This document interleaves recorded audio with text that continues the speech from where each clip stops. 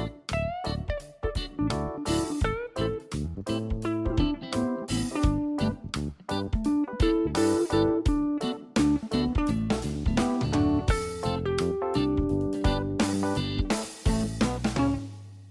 Friends, my kitchen my રેસિપીમાં આપનું સ્વાગત છે। આજે આપણે દશેરા સ્પેશિયલ મીઠાઈ બનાવીશું। કચ્છના ફેમસ એવા સાઠા અને પાટણના ફેમસ એવા દેવડા। ખાવામાં ખૂબ જ ટેસ્ટી અને બનાવવામાં ખૂબ જ સહેલી એવી આ મીઠાઈ ફક્ત 20 મિનિટમાં બનીને જ રેડી થાય છે। તો પરફેક્ટ માપ સાથે આજે આપણે આ રેસિપી બનાવતા શીખીશું। બધી ટ્રીક અને ટિપ્સ સાથે આજે આપણે આ રેસિપી બનાવીશું। રેસિપી સારી લાગે તો લાઈક અને શેર જરૂરથી કરજો। અને જો તમે મારી ચેનલ ઉપર નવા હોય અને મારી ચેનલને હજુ સબસ્ક્રાઈબ ન કરેલ હોય તો અત્યારે જ સબસ્ક્રાઈબ કરી બાજુનું બેલ બટન દબાવવાનું ભૂલશો નહીં, જેથી કરીને તમને મારા નવા વિડીયોનું નોટિફિકેશન મળતું રહે। તો સૌપ્રથમ આપણે મેઝરમેન્ટ માટે એક વાટકી પસંદ કરી લેશું। અહીંયા એક વાટકી જેટલો આપણે મેંદો લેશું અને તેમાં 2 ચમચી જેટલું ઘી એડ કરીશું।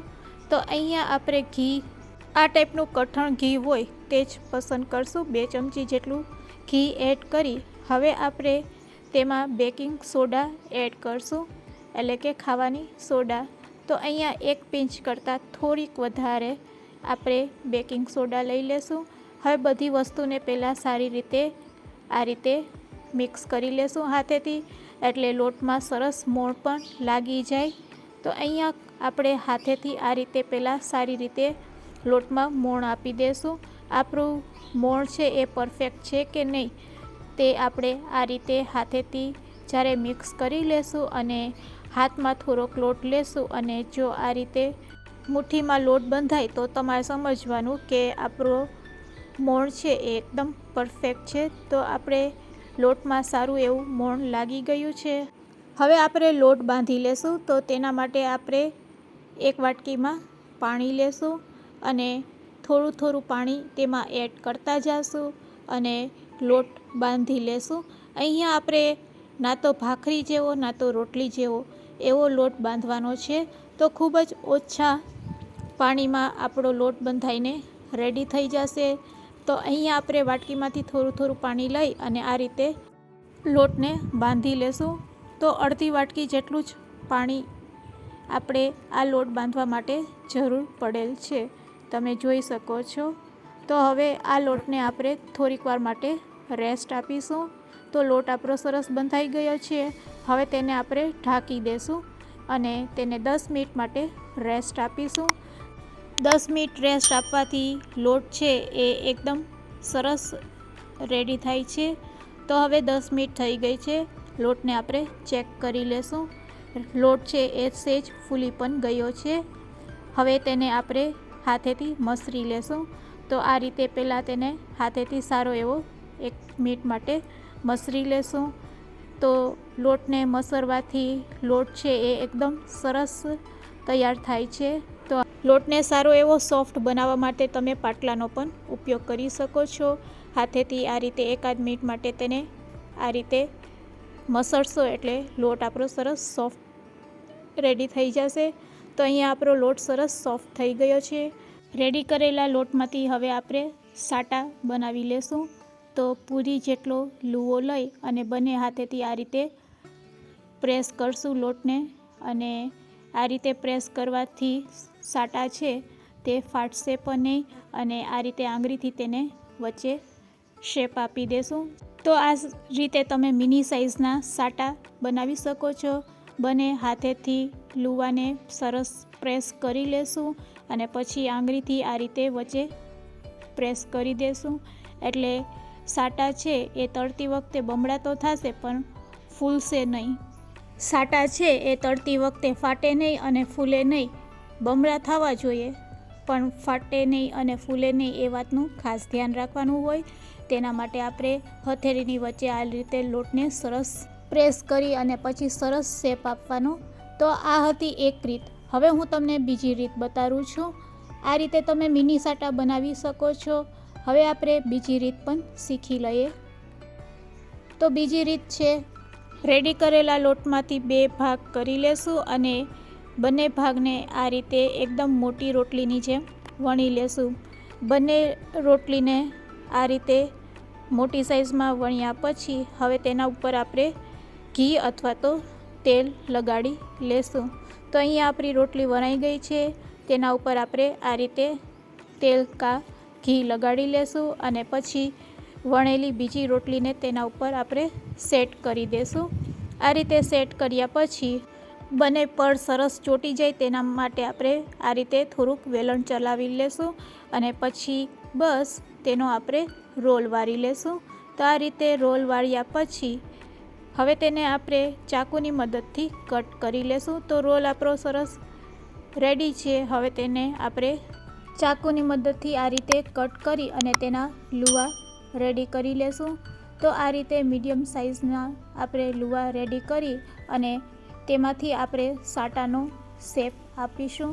તો આ રીતે પણ તમે સાટા છે એ બનાવીને રેડી કરી શકો છો. તો આ રીતે સાટાને તૈયાર કરી લેશું.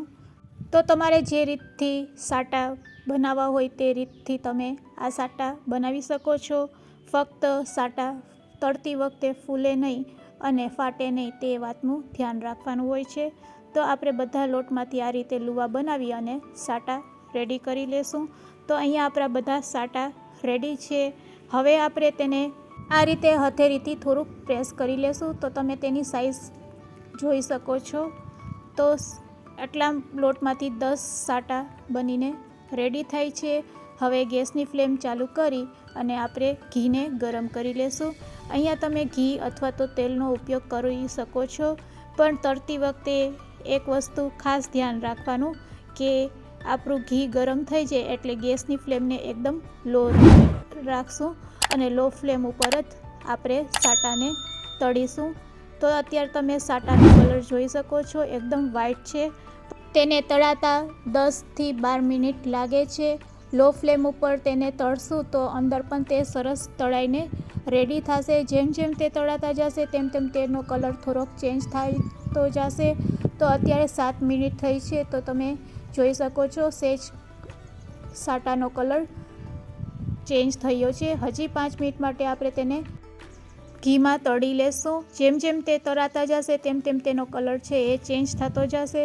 તો હવે તમે જોઈ શકો છો સાટાનો કલર છે એ સેજ ગોલ્ડન કલરનો થવા લાગ્યો છે. તો જેમ તે ગોલ્ડન કલરનો થશે તેમ તેમ તે સરસ રેડી થશે. તો અહીંયા આપણા સાટા હવે બનીને રેડી છે. તમે તેનો કલર જોઈ શકો છો. તો હવે આપણે તેને ઘીમાંથી કાઢી લેશું. લો ફ્લેમ ઉપર સાટાને તળવાથી તે બિલકુલ કાચા રહેતા નથી. તળતી વખતે ઘી કે તેલ ઠંડુ ન થાય તે વાતનું ધ્યાન રાખવાનું. એવું લાગે તો ગેસની ફ્લેમને હાઈ કરી લેવાની. તો બધા સાટા તળાઈને રેડી છે. તેને આપણે એક પ્લેટમાં કાઢી લેશું. તો અહીંયા આપણા સાટા તો તળાઈને રેડી છે, પણ હજુ આપણે ચાસણી કરવાની બાકી છે. તો ચાસણી કરવા પહેલાં આપણે એક થાળીને આ રીતે ઉથમી રાખી અને તેને તેલથી અથવા તો ઘીથી ગ્રીસ કરી લેશું. હવે ચાસણી બનાવવા માટે આપણે એક કડાઈમાં જે વાટકીમાં આપણે મેંદો લીધેલ હતો તે જ વાટકીના મેઝરમેન્ટથી આપણે 1 વાટકી જેટલી ખાંડ લેશું. અહીંયા મેં અત્યારે સાકરનો ઉપયોગ કરેલ છે. હવે તેમાં આપણે પાણી એડ કરશું. તો સાકર ડૂબે તેટલું જ આપણે પાણી એડ કરશું. હવે ગેસની ફ્લેમ ચાલુ કરી મીડિયમ ટુ લો ફ્લેમ ઉપર ચાસણી બનાવીશું. તો જેમ જેમ ચાસણી ઘટ થતી જશે તેમ તેમ તે તાળ બનતા જશે. તો અહીંયા આપણે 1.5 તાળ જેવી ચાસણી બનાવીને રેડી કરવાની છે. તો અહીંયા આપણી ચાસણી રેડી છે કે નહીં તેને આ રીતે આપણે ચેક કરશું. ચાસણી રેડી થતી જશે તેમ તેમ તેનો કલર પણ સેજ ચેન્જ થશે. તો હવે આપણે પ્લેટમાં થોડીક ચાસણી લઈને ચેક કરી લેશું. તો આ રીતે તમે તવેથામાંથી પણ જોઈ શકો કે ચાસણી બનીને રેડી છે કે નહીં. તો પ્લેટમાં લીધેલી ચાસણીને આ રીતે આંગળીની મદદથી આપણે ચેક કરી શકીએ છીએ. તમે જોઈ શકો છો એક તાર થાય છે અને બીજો તાર તૂટે છે, એટલે કે 1.5 તાર જેટલી ચાસણી આપણી બનીને રેડી છે. હવે લો ફ્લેમ ઉપર આપણે રેડી કરેલી ચાસણીમાં બધા સાટા એડ કરી દેશું અને તેને થોડીક વાર માટે આ રીતે ચલાવી લેશું. તો અહીંયા આપણા સાટા બનીને રેડી છે. ગેસની ફ્લેમ બંધ કરી દેશું ને તેને ગ્રીસ કરેલી થાળી ઉપર આ રીતે ગોઠવી દેશું.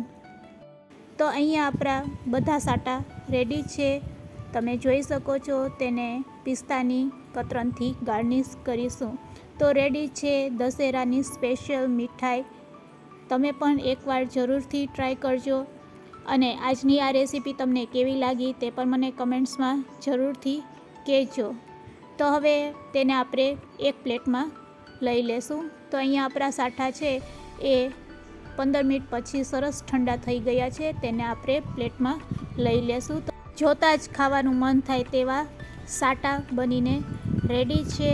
અંદરથી પણ કેવા સરસ બનીને રેડી થયા છે તેને હું તમને તોડીને બતાવું છું. અંદરથી સરસ લેયરવાળા અને એકદમ સોફ્ટ બનીને રેડી થયા છે. તો દશેરા આવી રહ્યા છે. તમે પણ આ મીઠાઈ ઘરે જરૂરથી બનાવજો. આજની આ રેસીપી તમને કેવી લાગી તે મને કમેન્ટ્સમાં જરૂરથી કહેજો અને રેસીપી સારી લાગી હોય તો શેર કરવાનું ભૂલશો નહીં. Thanks for watching.